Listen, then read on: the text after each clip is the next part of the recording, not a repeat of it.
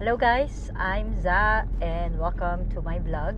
Pupunta kami ngayon sa Costco and normally ginagawa namin to every 2 months. Right now, I thought of a vlog na i-relate sa pagpunta sa Costco. Kasi normally kapag dito sa Canada, mga taong pumupunta sa Costco, minsan kala mo tissue lang. Tissue lang ang bibilin, pero paglabas, puno-puno yung cart ng kung ano-anong items na hindi naman kailangan. I-relate natin yung topic na to with regard to mass deportation dito ngayon sa Canada. Yan ang sikat na topic ngayon sa ating mga sa ating mga immigrant dito sa Canada. At ano ang relation niya dito sa sa pagpunta namin sa Costco. Yung parang lipat lang ng bansa, or punta lang ng punta kahit saan na wala namang plano. So ngayon, samahan niyo ako dito sa Costco. Samahan niyo kami. Oh. Pag mo nagsalita ako, edit mo Bad na trip lang. daw siya. In short, bad trip daw siya ngayon kasi nga merong isang driver dito. Maikwento ko lang na kahit naman hindi related dito. Maikwento ko lang sa topic natin ngayon. Maikwento ko lang na may isang pa-change na siya ng lane, na it so happen na yung driver is humarurot at inunahan pa siya. So yun, kaya siya galit na galit. Anyway, yun ang pag-usapan natin ngayon is mass deportation and ano ang relasyon niya sa topic about sa pagpunta sa Costco. Okay?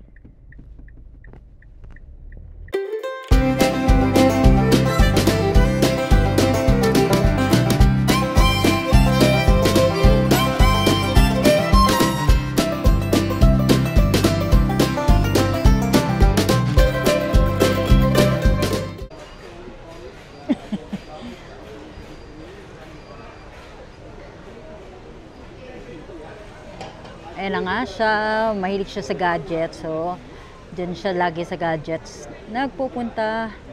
Wala siyang ibang pakay dito kundi mga gadgets.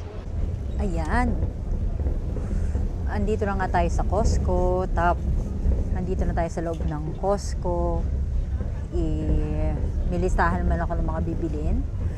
At kagaya nga nung sinabi ko sa inyo kanina, alam mo yung mga taong pumupunta rito sa Costco, minsan bread lang bibilin mo, pero paglabas mo pala may isang PB ka nang dala sa cart mo, tapos meron ka pang 10 kilo ng bacon, tapos may vacuum ka pa.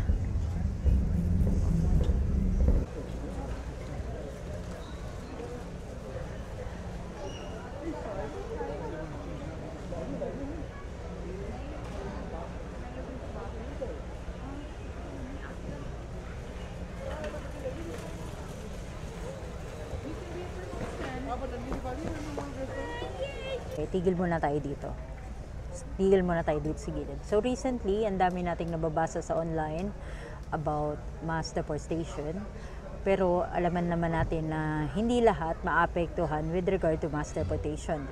Ang maapektuhan lang dito is yung mga taong walang status at yung mga taong syempre nagtatrabaho ng cash jobs or mga illegal na immigrant.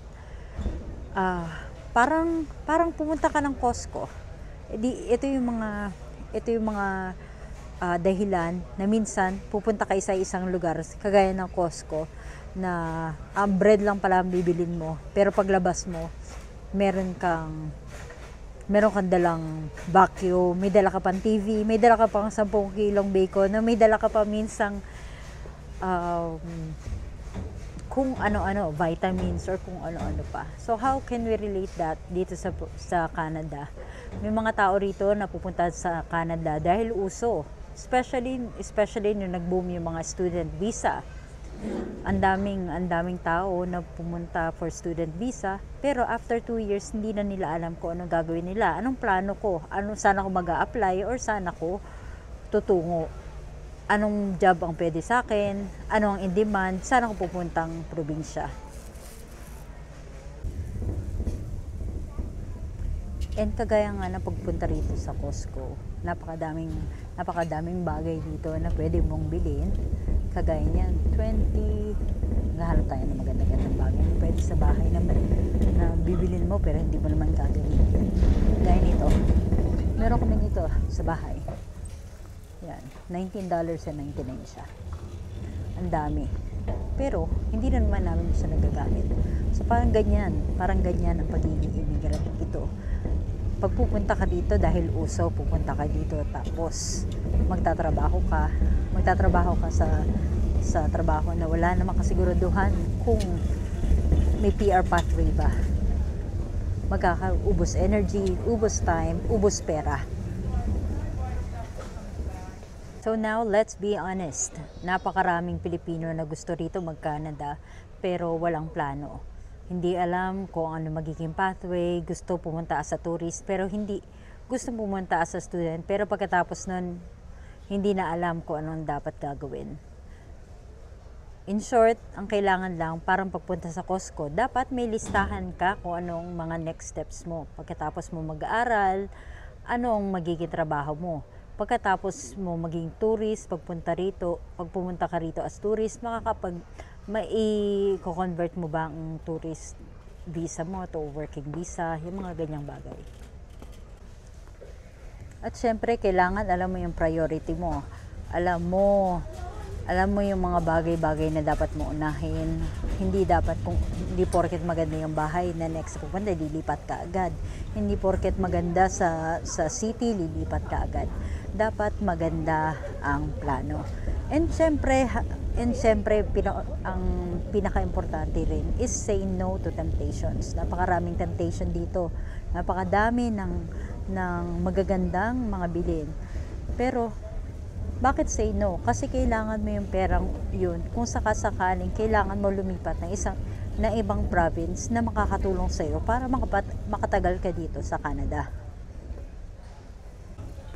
So, kung naririnig mo yung mass deportation na yan, hindi yan sa lahat. Yan yung mga taong hindi nag-follow through, hindi nagtatanong ng update, hindi nag-extend, hindi nagpa-extend, at ang pinaka-importante is naniwala sa mga chismis, hindi nagtanong sa mga legit consultant ng IRCC or IRCC immigration lawyer or mga consultant. Yan na bagay sa video natin ngayon, luggage. O diba? May mga murang luggage dito, $99.99 Lego. O diba ang ganda?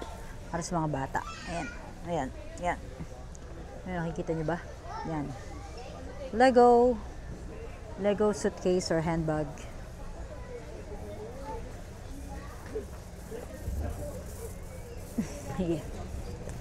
At ayan na nga. At kung may natutunan kayo sa video na to, isa lang naman na actually tatlo ang main points dito sa video na to. Unang-una, kapag sa buhay natin, especially sa abroad, hindi pwedeng walang plano. Dapat pagpupunta sa isang bansa, make sure na alam mo kung anong magiging plano mo. Like after 3 years or after 2 years or mahigit pa from the time that you landed. And then pangalawa, walang impulse buying. Walang impulse buying at walang impulse decision na wala namang direction. And at yun na nga, wag mong hayaan na nadadala ka ng chismis, magtiwala lang sa mga legit IRCC officer or consultant or immigration consultant.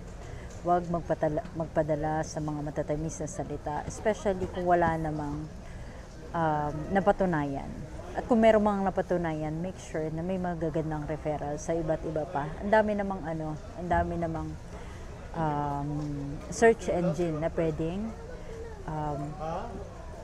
nating i-verify kung legit ba talaga yung mga bagay-bagay.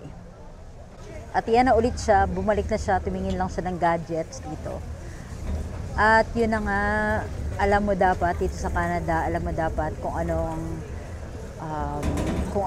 ang plano mo, kung ano lang ang kaya mong gastusin, at kung alam mo dapat kung ano ang dahilan kung bakit nandito ka talaga sa Canada. Kasi mas maganda na may plano at mas maganda na sabihin nila na kuripot pero matalino ka naman dito sa Canada.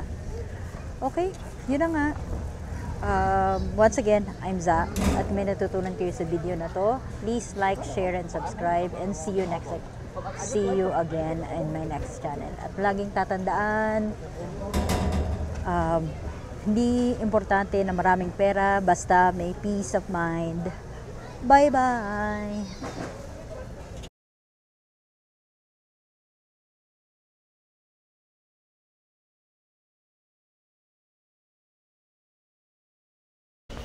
And yan na nga, tapos na tayo mag-grocery dito sa Costco. May mga nabili naman tayo na kailangan talaga natin. Yung mga pinagplanuhan talaga nating biliin. Merong mga iba tayong mga hindi nabili.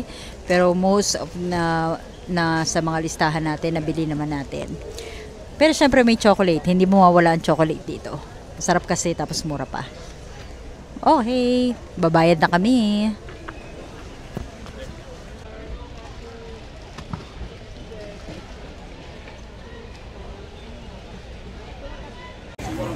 At hindi namin makakalimutan syempre kumain dito sa Costco kasi ito na may pinakamurang hotdog. Be, hi ka, dali. Be. Yan. Makakalula yung mag-grocery ngayon ha. Dapat hindi talaga pabalik-balik dito. Can we have regular, please?